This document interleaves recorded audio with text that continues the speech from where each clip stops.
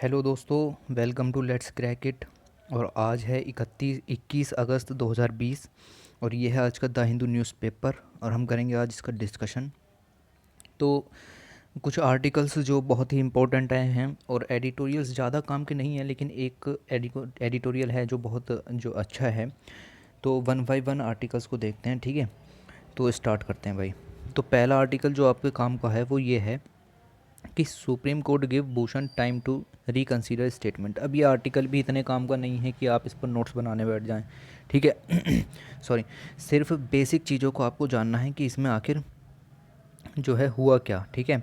अब जो केस आपको पता है, कंटेम्प्ट ऑफ कोर्ट का चार्जेस चल रहे हैं, तो एक दूसरे की तरफ से जो एलिगेशंस आ रहे हैं, तो मिस्टर भूषण को जो है कंटेम्प्ट ऑफ कोर्ट के केस में सज़ा हो चुकी है। अब सुप्रीम कोर्ट ने कहा है कि सुप्रीम कोर्ट यानी कि हम gives Bhushan time to reconsider statement. तो अब उन्होंने कहा था, जो दो ट्वीट किए थे, उनका मतलब जो एक्सप्लेन करें पब्लिक में और सही से एक्सप्लेन करें, जिससे कि सुप्रीम कोर्ट की जो डिग्निटी है उस पर कोई असर ना हो, तो हम उनकी जो ये सज़ा है उसको थोड़ा हटा सकते हैं, ठीक है। He agrees but says he may not make any substantial changes, ठीक है। उन्होंने अब उधर से जवाब आया, जो मिस्टर भूषण है उन्होंने कहा, वो बिल्कुल अपनी बात पर अड़े हुए हैं कि मैंने जो कुछ कहा वो सही था, लेकिन जो लॉ है जिसका आपने गलत इंटरप्रिटेशन किया है, अब मैं उसके खिलाफ़ भी आवाज़ उठाऊंगा, ठीक है। तो यहाँ पर ये अटॉर्नी जनरल जो के वेणुगोपाल जी हैं, इन्होंने भी कुछ कहा, जो गवर्नमेंट की तरफ से हैं और प्रकाश भूषण जी को सपोर्ट कर रहे हैं। You means Supreme Court, you have convicted him but do not punish him, he has done tremendous amount of public good, ठीक है। उन्होंने पब्लिक के लिए बहुत अच्छे अच्छे काम किए हैं, तो आप उन्हें इस तरह की सज़ा नहीं दे सकते, दोषी आप उनको ठहरा सकते हैं और वो माफ़ी मांग सकते हैं। और इन्होंने लिखा ही, इधर से जस्टिस अरुण मिश्रा जिन्होंने जजमेंट दिया, इनका जो जवाब है वो होगा, he might have done a lot of good but should not cross the Lakshman rekha. इन्हें भी पता है कि उन्होंने काफ़ी अच्छा अच्छा काम किया है, पर उन्हें लक्ष्मण रेखा क्रॉस नहीं करनी चाहिए थी। अब वो लक्ष्मण रेखा कौन सी है, ना तो किसी को, ना तो प्रकाश भूषण जी को पता है, ना इन्हें जजिस को पता है कि लक्ष्मण रेखा कौन सी है। बस इन्हें बुरा लगा, इन्होंने जजमेंट दे दिया। We can only lenient only if the person tenders his apology in the real sense. अगर वो अपनी एपोलॉजी को अगर वो हमसे क्षमा मांग लेते हैं, तो हम जो है थोड़ा सा जो है अपना जो जजमेंट दिया है उसको थोड़ा सा कम कर सकते हैं, ठीक है। तो यही बात इसमें है, इससे ज़्यादा अगर आप इसके पढ़ेंगे तो इसमें कोई आपको बेनिफिट नहीं होने वाला, क्योंकि ना तो यहाँ से कोई प्रीलिम्स का टॉपिक है, ना ही कोई मेंस का कोई टॉपिक यहाँ से निकल रहा है, सिर्फ बातें हैं, ठीक है। आगे चलते हैं।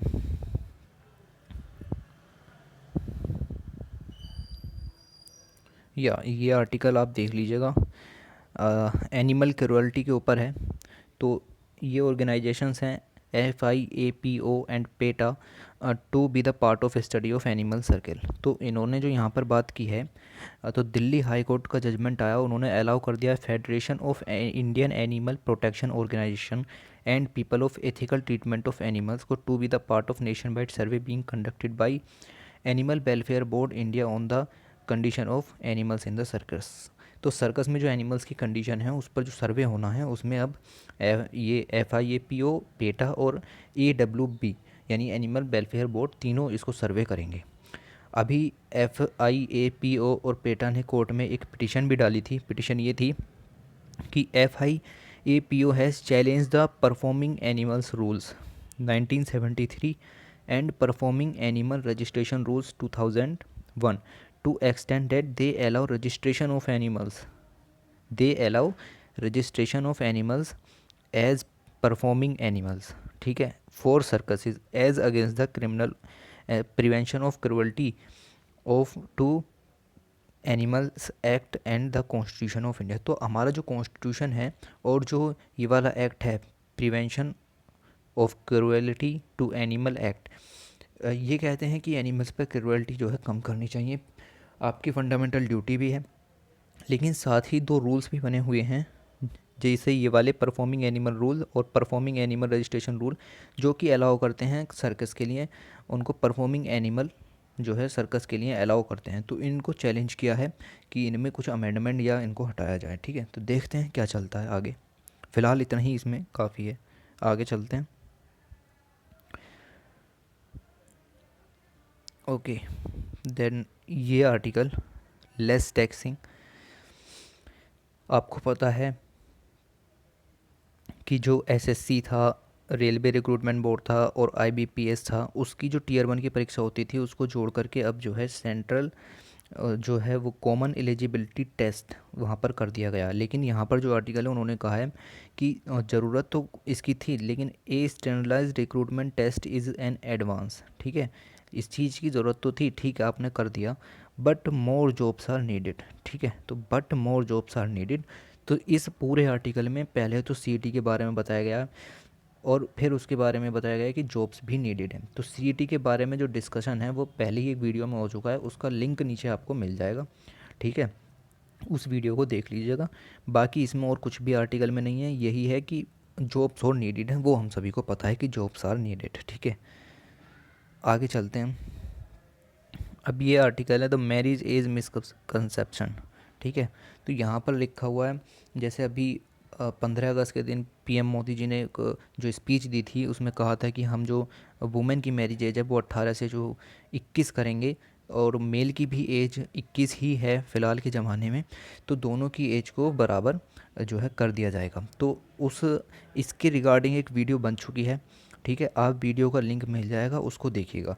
अब उसमें जो है सिर्फ़ और सिर्फ सपोर्ट किया गया है जो है गवर्नमेंट के जो डिसीज़न है उनको, लेकिन ये वाला जो आर्टिकल यहाँ पे आया हुआ है ये उसको क्रिटिसाइज़ जो है वो करता है। किस तरीके से क्रिटिसाइज़ करता है वो हम यहाँ पर जो है देखेंगे। देखिए, ठीक है, जो मेन पॉइंट आर्टिकल में है वो मैंने पहले से ही हाईलाइट कर दिए हैं। देखिए, यहाँ पर लिखा हुआ है addressing poverty is the key to improving the health and nutritional status of mother and their infant.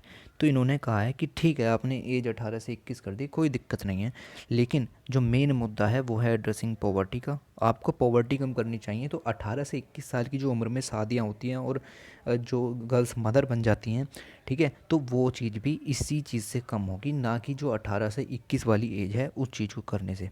ठीक है, इन्होंने इस चीज़ पर फोकस किया है। कुछ पॉइंट्स इंपॉर्टेंट है, देख लेते हैं क्या क्या पॉइंट्स इंपॉर्टेंट। ये देखिए,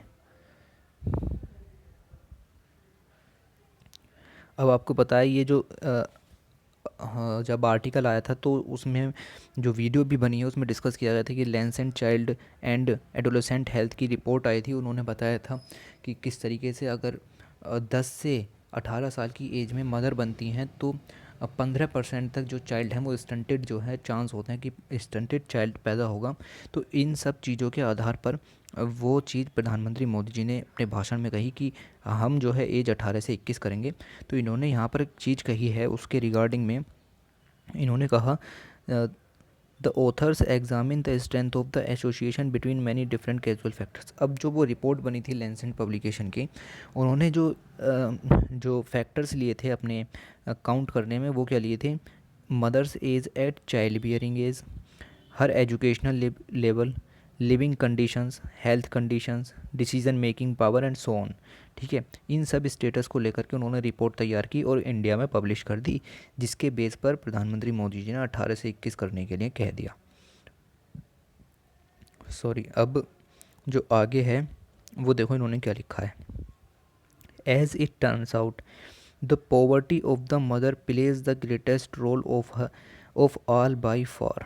ठीक है, तो पॉवर्टी जो है वो ज़्यादा बड़ा रोल जो प्ले करती है, both in relation to her undernourishment and that of her child, उसके नरिशमेंट में, उसके चाइल्ड के नरिशमेंट में, but this is not acknowledged. अब ये जो पॉवर्टी वाला जो किस्सा है ये इन्होंने यहाँ पर काउंट नहीं किया अपने फैक्टर में। तो इन्होंने इस चीज़ को डिस्कस किया है कि पॉवर्टी सबसे ज़्यादा इंपॉर्टेंट चीज़ है। अगर आपके पास सुविधाएं हैं तो ऑब्वियस सी बात है आप अपने हेल्थ का ध्यान रखोगे, न्यूट्रिशन लेवल का ध्यान रखोगे, और आप अच्छे जो हॉस्पिटल्स में उसमें भी इलाज कराओगे। तो इन्होंने यहाँ पर पॉवर्टी को जो है टारगेट किया है और कहा है कि पॉवर्टी को एड्रेस करने के सिवाय उन्होंने एज को 18 से जो 21 करने की जो बात कही है। यहाँ पर लिखा हुआ है becoming pregnant earlier might lead to the reduced education और वेल्थ। ठीक है, however a women from a poor background and lower education might be more likely to become pregnant earlier. ठीक है। अगर ये लिखा हुआ है, अब प्रेग्नेंट होना जो है वो लीड करता है कि एजुकेशन उसकी छूट जाएगी और हो सकता है कि जो पैसा है उसकी भी कमी हो। However a women from a poor background, जो एक वुमेन है जो पुअर बैकग्राउंड से है, उसके ज़्यादा चांस हैं कि वो जो 18 से पहले ही जो लोअर एजुकेशन के चलते और पुअर बैकग्राउंड के चलते जो शादियां जल्दी हो जाती हैं, प्रेग्नेंट हो जाए। ठीक है। In other words, instead of early pregnancy causing malnourishment, ठीक है, they may both be consequence of poverty. तो पॉवर्टी की वजह से ये सब होता है कि instead of early pregnancy causing malnourishment. ठीक है। तो ये नरिशमेंट की प्रॉब्लम जो आपकी पॉवर्टी से आती है। ठीक है। इस आगे देखते हैं इसमें क्या क्या ये है। यह देखिए, surely the best way to go about breaking such a cycle would be to pick the factors that are playing the strongest role in the perpetuating it. In this case it would be address the poverty of the mother। ठीक है।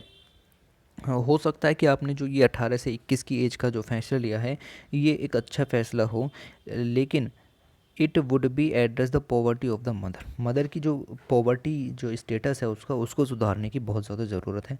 Which could be done in a myriad ways beginning with the most direct method of nutritional programmes.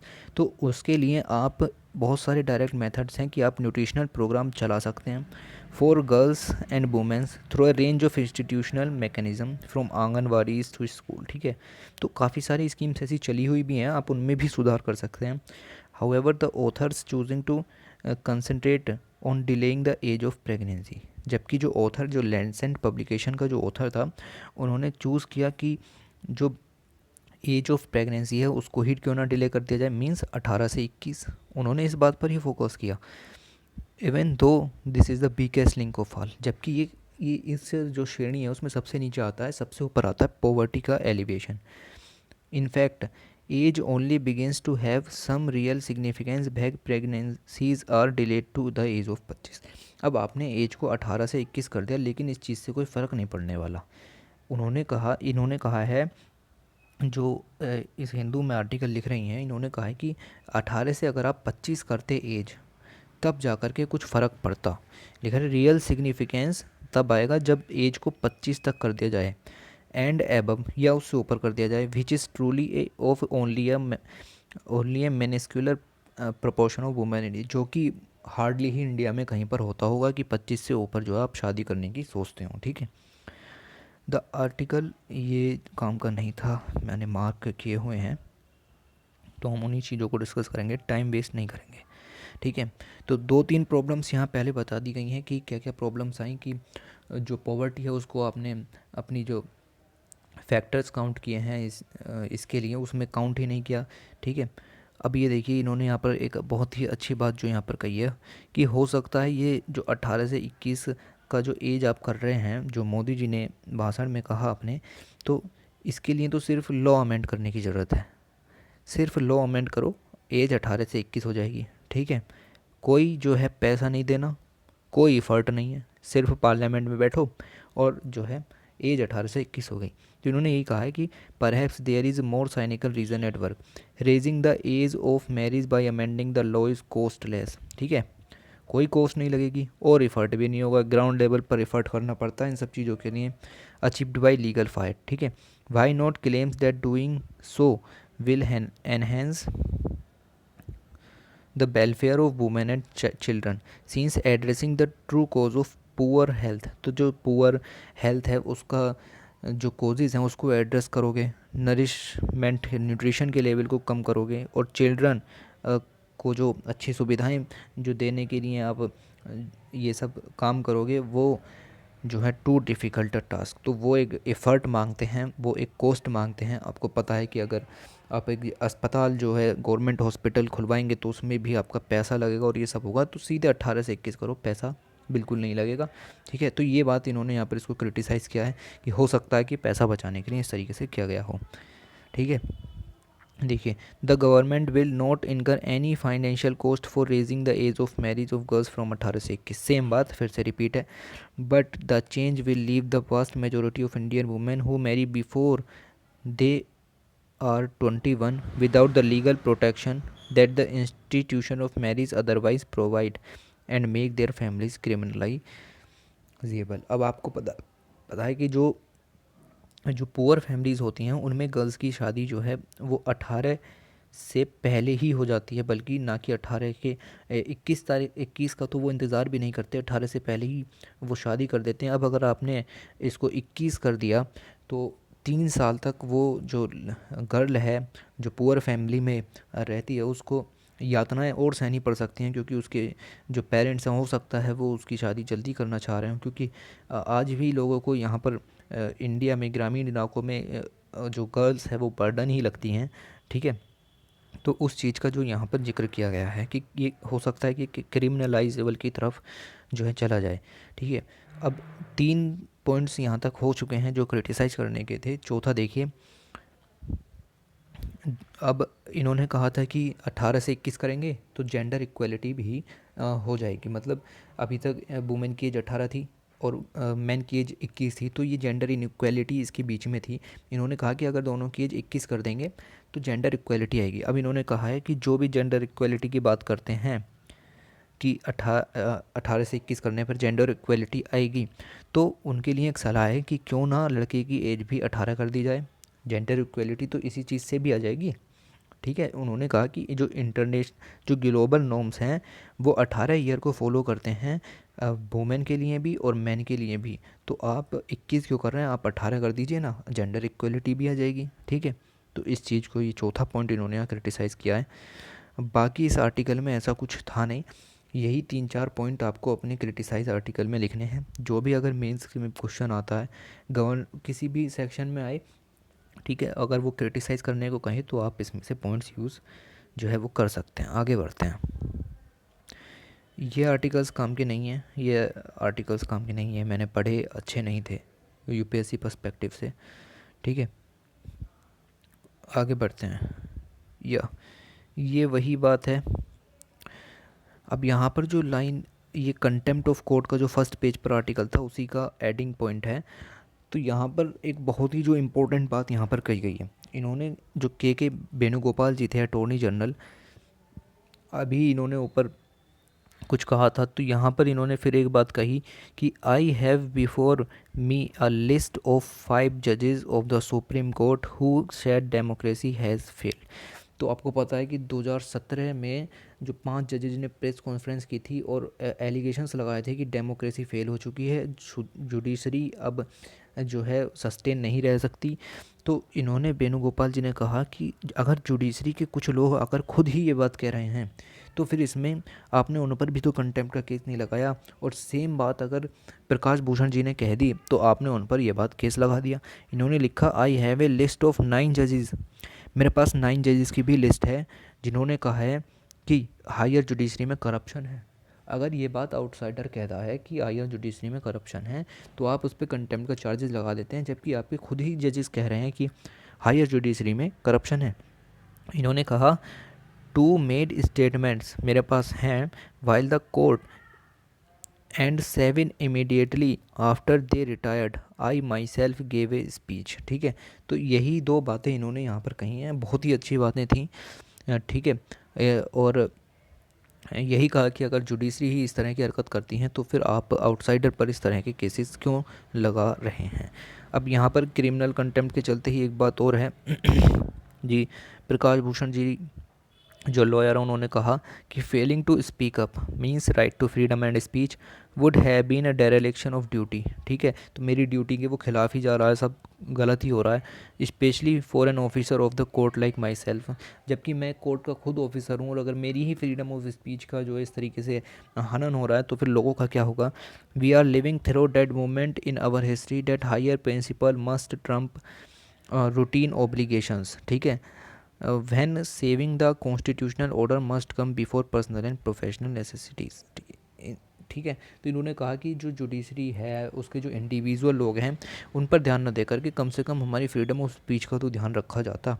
और हम एक ऐसे युग में जी रहे हैं जहाँ इंडिविजुअल जज को जो है ज़्यादा इंपॉर्टेंस दिया जा रहा है लोगों की फ्रीडम ऑफ स्पीच से। ठीक है, आगे चलते हैं। तो ये आपका जो तरीका है ये न्यूज़पेपर पढ़ने का होना चाहिए, हर चीज़ को रट्टाबाजी नहीं चलनी चाहिए। देखिए यहाँ पर Indore wins cleanest city title again, तो इंदौर अगेन क्लीनेस्ट सिटी बन गया है। ठीक है, यूपीएससी पर्सपेक्टिव से इतना इंपॉर्टेंट नहीं है, लेकिन आपको एक ऐसा आ सकता है कि इंदौर को एग्जाम्पल लेते हुए बताइए कि इंडिया की बाकी सिटीज़ किस तरीके से अच्छा कर सकती हैं। तो एक बार थोड़ा निगाह मार लेते हैं, फैक्ट्स इंपॉर्टेंट है, प्री के हिसाब से क्वेश्चन यहाँ से बन सकता है। For the 4th year in a row Indore जो है क्लीनेस्ट सिटी बन गया है। स्वच्छता सर्वेक्षण रिपोर्ट आई 2020, किसने रिलीज की? Union housing and urban minister ने। ठीक है, 4000 सिटीज़ हमने इसमें काउंट की थी, 28। ठीक है, the ministry release the findings virtual event के थ्रू ये रिलीज़ हुई। आगे देखते हैं, आगे इन्होंने क्या लिखा है। Among the cities with over 1 lakh population, 1 lakh से जो ज़्यादा पॉपुलेशन वाली सिटीज़ हैं उसमें इंदौर जो है नंबर 1 पर है। फॉरवर्ड किया है सूरत को, नवी मुंबई को, अंबिकापुर को, मैसूर को, विजयवाड़ा को, अहमदाबाद को। इन सब चीज़ों की ज़रूरत नहीं है, बस आपको याद होना चाहिए। अब यहाँ देखिए, Chhattisgarh was ranked the cleanest city out of those with over 100 cities. ठीक है, भाई Jharkhand was the cleanest among those with fewer than 100 local urban bodies और सिटीज़। ठीक है, in the category of Ganga towns, Varanasi जो मोदी जी की लोकसभा कॉन्स्टिट्यूंसी है वो आपकी क्लीनेस्ट सिटी बन गई है। Sorry. Jalandhar got the top rank among cantonments, आपको पता है कैंटोनमेंट्स की अलग से जो लिस्ट आती है उसमें जो है आपका जलंधर टॉप किया है, और न्यू दिल्ली जो है सबसे जो क्लीनेस्ट वो कैपिटल है। स्पीकिंग अबाउट द स्वच्छ Bharat mission urban, mister Puri said it had a deep impact on livelihood. तो आपको पता है कि स्वच्छता सर्वेक्षण से कितना ज़्यादा फ़र्क पड़ता है, और हेल्थ सैनिटेशन के लिए ये सब ज़रूरी है। हमने जो है अपना जो स्वच्छ भारत मिशन का टारगेट है वो भी पूरा कर लिया है। 2014 में शुरू किया था, 2019 तक हम 100% जो है ओपन डेफिकेशन फ्री हो चुके हैं। इसमें आर्टिकल में और काम का कुछ नहीं है, पर ये चार्ट देख लेते हैं कि जिस स्टेट में 100 से ज़्यादा अर्बन लोकल बॉडीज़ हैं उसमें छत्तीसगढ़ ने टॉप किया है, और जिसमें 100 से कम अर्बन लोकल बॉडीज़ हैं उसमें झारखंड ने जो है टॉप किया है। Chhattisgarh scored the high in the स्वच्छता सर्वेक्षण among the 12 states which have more than 100 urban local bodies. ठीक है, तो ये आपका यहाँ पर आर्टिकल आपको पता होना चाहिए। अभी 2-3 दिन तक इस पर एडिटोरियल्स भी आ सकता है, तो ये सब चीज़ें पता होनी चाहिए। आगे बढ़ते हैं, या ये देखिए, Sri Lanka to draft new constitution. तो श्रीलंका की जो पार्लियामेंट है अभी अभी उसमें इलेक्शन हुए, और जो गोटाबाया राजपक्षे जी हैं वो यहाँ के वो बने प्रेसिडेंट बने। तो इन्होंने कहा है कि देखिए यहाँ पर देखिए 2015 में अमेंडमेंट हुआ था, 19th कॉन्स्टिट्यूशनल अमेंडमेंट श्रीलंका में। ठीक है, बात श्रीलंका की हो रही है। श्रीलंका में अमेंडमेंट हुआ था, और उसके हिसाब से जो प्रेसिडेंट की पावर्स थी, जो प्रेसिडेंट की एग्जीक्यूटिव पावर्स थी एंड स्ट्रेथन पार्लियामेंट, और पार्लियामेंट की जो पावर थी जो उसे स्ट्रेथन बनाती थी, वो सब 19 अमेंडमेंट के द्वारा जो है छीन ली गई थी। और ये अमेंडमेंट जो किया गया था ये आपका, ये देखिए sorry, the statute passed in 2015 during the former president sorry Mahendra Rajapaksa जो है मैत्रीपाला श्रीसेना जो प्राइम मिनिस्टर, और रानी जो प्रेसिडेंट थे, और प्राइम मिनिस्टर रेनिल विक्रमसिंघे। इनके समय में जो है 19 कॉन्स्टिट्यूशनल अमेंडमेंट पास हुआ था, और यहाँ पर लिखा है कि इसको प्रेसिडेंट की जो एग्जीक्यूटिव पावर्स हैं उसको अलग कर दिया गया था, जिसकी वजह से काफ़ी सारी जो चीज़ें हैं वो अब प्रेसिडेंट के हाथ से चली गई थी। ठीक है, उन सबको जो रिस्टोर किया जाएगा, नया कॉन्स्टिट्यूशन बनाया जाएगा, नया अमेंडमेंट होगा। ठीक है, देखते हैं क्या डिसीजंस आते हैं। आगे बढ़ते हैं, कोई और आर्टिकल इम्पोर्टेंट हो तो उसको भी देखते हैं। नो नो नो, और कोई आर्टिकल इम्पोर्टेंट नहीं है। तो ठीक है, ये आज का आपका द हिंदू एनालिसिस था। एक आर्टिकल जो वो मैरिज एज पर था, उसके जो अपोजिशन में बात कही गई थी वो काफ़ी इंपॉर्टेंट थी, और प्रकाश भूषण केस तो चल ही रहा है। ठीक है, एक वीडियो और आएगी अभी कुछ देर में कंटेम्प्ट और क्रिटिसिज्म को लेकर के, वो भी आप देख सकते हैं। और इस वीडियो में इतना ही। Hope you guys like it, subscribe कर लेना भाई चैनल, और बस इसमें इतना ही। ठीक है।